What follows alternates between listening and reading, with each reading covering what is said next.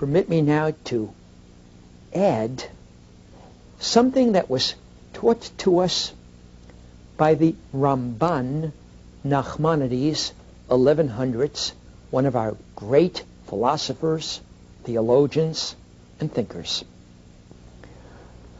The Ramban elaborated on a principle which is found in the Midrash, which is given greater clarification by the Kabbalists. Again, it is a principle that is accepted by, I dare say, all biblical commentators. Maaseh Avot Siman Labanim. Let me explain. The simple translation is, the deeds of our ancestors are a sign for the children. Simplistically, and when I was a child I was taught it in this way, it suggests that whatever our ancestors did is a sign for us. We should emulate them. If Abraham was noted for his charitableness, we should be charitable. If Isaac was prepared to offer his life for God, we should be willing to manifest Mesirat Nefesh, and so on. All of that is true, but is not really the intent of this profound statement, which alludes to the fact that the Torah, that gives us so very much and has so many different levels on which it is to be understood, also has within it an aspect of prophecy.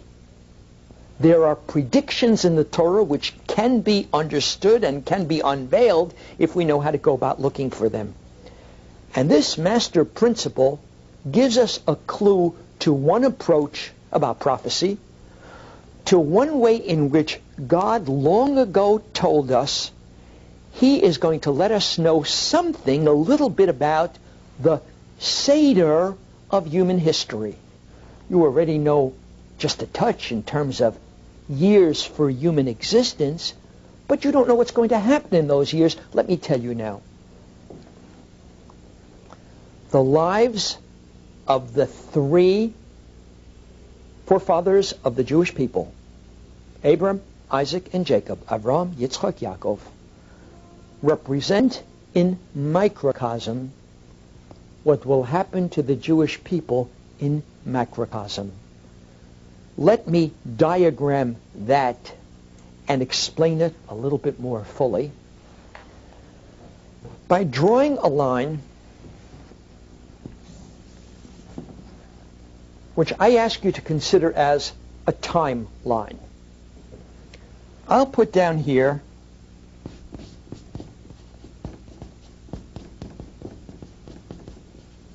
Abraham,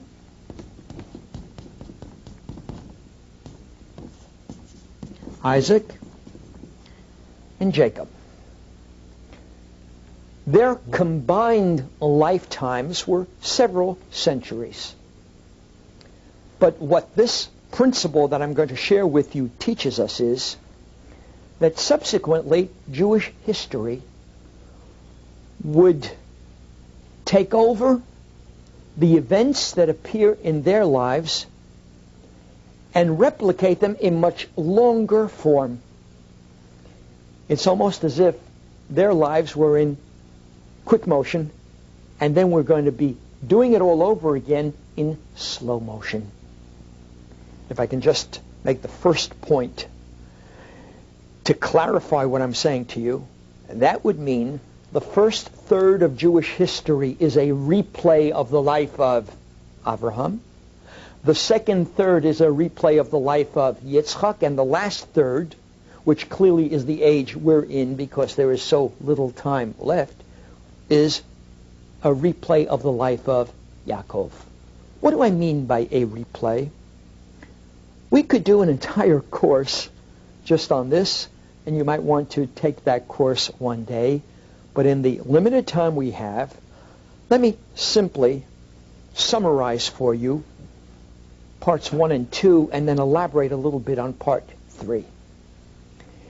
There's a story about Abraham going down to Egypt because of a famine. And then the king took his wife from him. There was almost a horrible event which took place, but God intervened, threatened plagues. The king said, "Go, leave, and I will give you gifts." The replay, of course, for the lives of Abraham, Isaac, and Jacob start with the children of Jacob, Bnei Yisrael, and the first third of Jewish history, replaying the life of Abraham, picks up at the point where the children of Jacob go down to Egypt because of a famine. Yes, they're there for a long time. In the Abraham story, it just took a few days.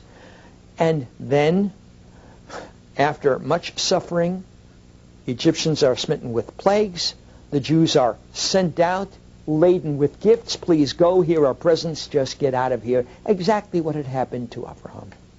There are many other correspondences which we will leave for the time being to rush quickly to Isaac.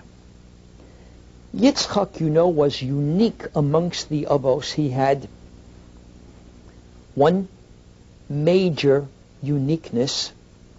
He never left the land of Israel. Interesting. That means he is the prototype for the time we, the Jewish people, were in the land of Israel. He had two sons, twins, who went their separate ways. In the time of the Isaac period of Jewish history, we were in Israel, but the Jewish people were split into two, the 10 tribes and the 2.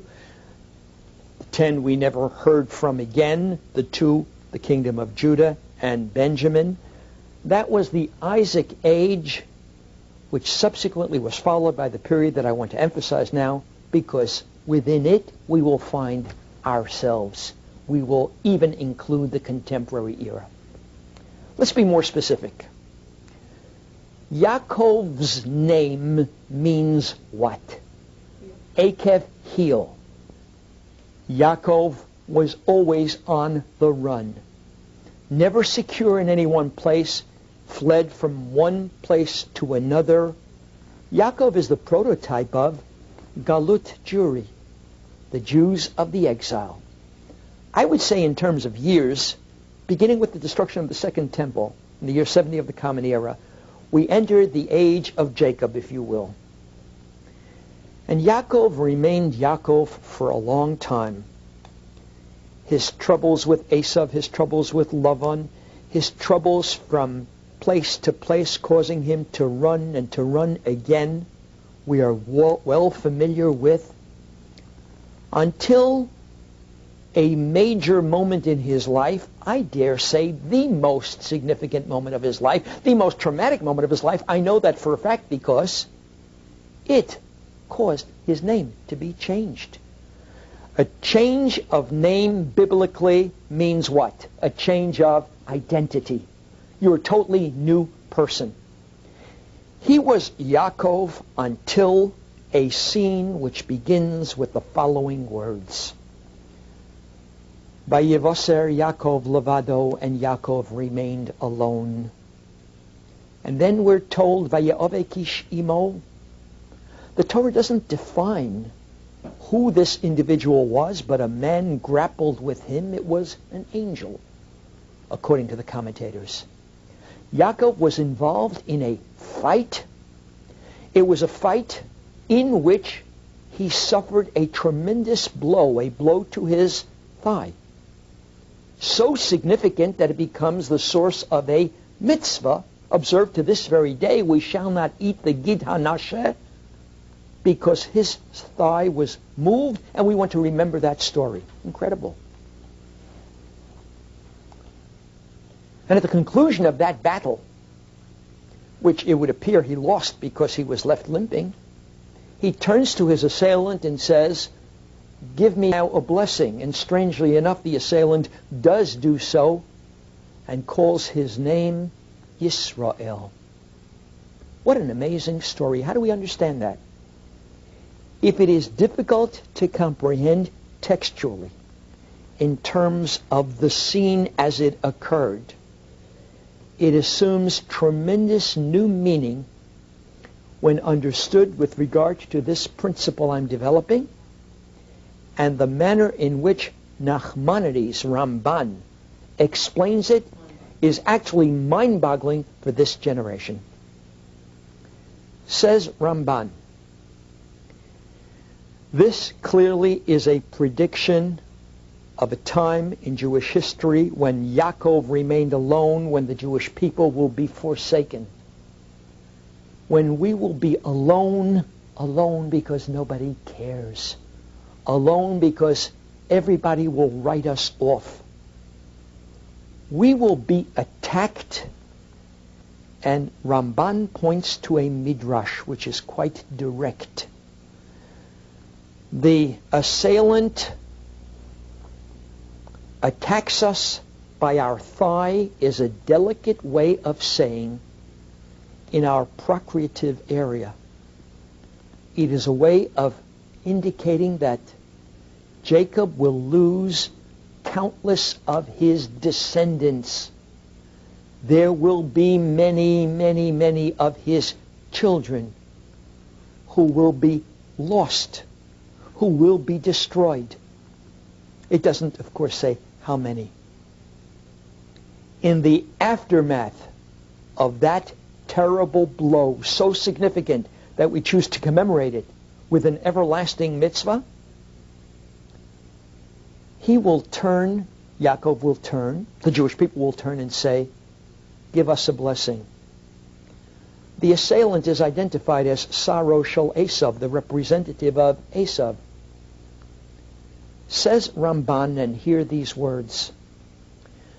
To me, this implies that a time will come in the aftermath of an age of horror and death and destruction, where we, the Jewish people, will be left limping without millions of our children, descendants, people, that we will turn to the representatives of Esav, the representatives of the world, and we will say after this, give us a blessing. And Ramban almost uses the words United Nations, but doesn't quite say it. He says the representatives of the Esavs of the world will turn to Jacob and proclaim, now you can be Israel. In the aftermath of the Holocaust, Medinat Yisrael was born. Where is that in the Torah? If the Torah is supposed to have anything and everything in it, where can we find it in the Torah? Why, in the predictive aspect of Torah, Maseh Avot Siman Lebanim, where after the blow, after the horror, then comes the blessing of Israel, and from Saro Shel Esav, that happened indeed from 1945 to 1948. Do you know that that sequence finds another source which many of us have heard but hardly understood, and I want you to be aware of the deeper meaning of a passage that is read at the Seder, interestingly enough, because I've already taught you that Seder means order. We complete the Seder with the recitation of a remarkable prayer. Chad Gadya, Chad Gadya. One kid that father bought for 2 zuzim. It's the end of the Seder. Now, normally we have a principle that the most important part of a prayer is its conclusion. You can say many things, but when you wrap up, you say in the Kiddush, Baruch Atah Hashem Mekadesh HaShabbos. Blessed are you, O Lord, who sanctifies the Sabbath. You've got to summarize and put it all together. And here we are at the close of this lengthy presentation and explanation of the meaning of Passover, and we say, one kid. And I've seen a Haggadah commentary that says, we give a little nursery rhyme at the end just to entertain the children. Forgive me, that's absurd. It's got to be important, it's got to be crucial, and it's got to be really thematically accurate. It has to be a summary of everything you've been trying to say. And what is it that that prayer says? Obviously, this is a mashal, a parable, and what is it telling us? One kid that father bought for 2 zuzim. What do you recognize in that prayer? How about 2 zuzim? Who knows 2? I know 2. 2 are the tablets. We've just said that before in the Haggadah. And who is the kid? We are the kid. Whose father? Our Father in heaven. God acquired us with the tablets. We became his people. And then you know about the cat and the dog and the stick and the fire and all of those which represent kingdoms and empires that played a role in human history. If I were to say to you in contemporary terms, the eagle and the bear, you would know who I'm talking about. The eagle is the United States and the bear is Russia. Of course, those are familiar terms. Each one of those mentioned in the Chad is defined by our sages as an empire that played a role on the world scene of history for a while. There is the decline and fall of the Roman Empire. There's the decline and fall of the Greek Empire, the Persians, etc., etc., etc. I won't go through the entire list other than to tell you that the prayer is reminding us that all of history has a divine Seder order. It starts with the Jewish people becoming God's people and goes to the very end. Do you remember the ending? Do you know what the prayer is telling us is finally going to happen? The Asa HaKadosh Baruch Hu, and the Lord will come and reveal himself. There is an end of days, and the end of days is Messianic. It's the way in which we complete every service with the Olenu prayer conclusion. V'nemar v'hoyad Hashem l'melech al kol haaretz, bayomahu yed Hashem echad u'shmo echad. God will be one, and his name will be one. I'm going to ask you a remarkable question. If that's the sequence of history, and the end is God's revelation to the world, the Messiah, what is the paragraph before the end? What precedes that? What is the step close to the final conclusion of the drama of human history? Do you remember which paragraph goes before that final one? The angel of death. The angel of death representing, I believe, the time of the Holocaust, that blow to Jacob before he became Yisrael. And where are we now in terms of that Chad Gadya? Where do we stand historically? I would tell you that we are between the next to last paragraph and the last. We're almost at the end.